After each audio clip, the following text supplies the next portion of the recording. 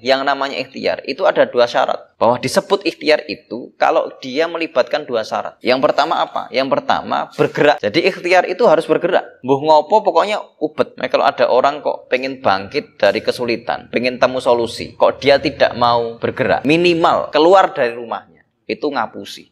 Maka guru saya dulu mesen saya betul, kalau kamu lagi susah, lagi gelisah hati, lagi dalam keadaan yang tidak bagus, keluar rumah, ketemu sama orang. Nek, misalnya kamu tidak ketemu sama orang yang ngasih peluang, setidaknya keluarlah untuk silaturahim ke alim. Sekedar ngobrol minta nasihat. Itu bentuk kita bergerak. Jadi kalau kita muter bergerak, itu kita sebenarnya sedang mengundang peluang dan kesempatan datang ke kita. Kita jadi magnet dengan catatan kita bergerak. Hukum alamnya gitu. Jadi, makanya teman-teman tuh kalau misalnya lagi susah, jangan di rumah, metu. Izin sama istrinya, Bun, keluar dulu sebentar. Jadi prinsip pertama ikhtiar itu adalah bergerak. Nah, syarat ikhtiar yang kedua kawan-kawan, itu adalah apa? Adalah punya ilmu. Jadi bisa disebut ikhtiar itu kalau bergerak dan punya ilmu. Jangan sampai gini teman-teman. Ada banyak orang yang karena dia tidak mengilmui sesuatu, terus dia jadi gampang menyalahkan ikhtiarnya itu sendiri. Padahal segala macam ikhtiar itu syaratnya adalah itu punya ilmu. Dan orang Islam itu harus dekat dengan ilmu. Fungsinya ilmu adalah supaya kita tidak menyalahkan ikhtiar. Aku kan wis obah, mosok kemudian orang hasil. Berarti Gusti Allah tidak adil. Jangan sampai kita ngomong gitu. Sebab apa? Bisa jadi ketika kita bergerak, kita dikalahkan oleh orang yang berilmu. Nek podo-podo hanya sekedar bergerak, itu mungkin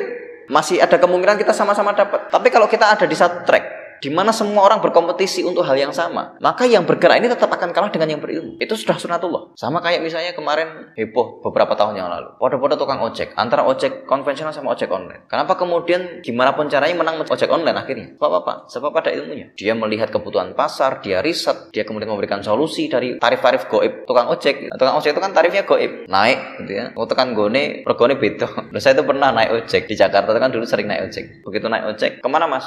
Masih lurus pak? Loh, lah, masnya mau bayar berapa? Loh, biasanya 10.000. Kalau 10.000 sampai sini aja, saya diturunkan di jalan. Wih, biasanya itu 10.000 sampai rumah. Itu kan akhirnya terselesaikan dengan Gojek itu kan. Yang kita udah tahu dulu tarifnya dari mana. Ilmu itu akan selalu mengalahkan orang yang hanya sekedar ikhtiar. Maka syarat ikhtiar itu dua itu.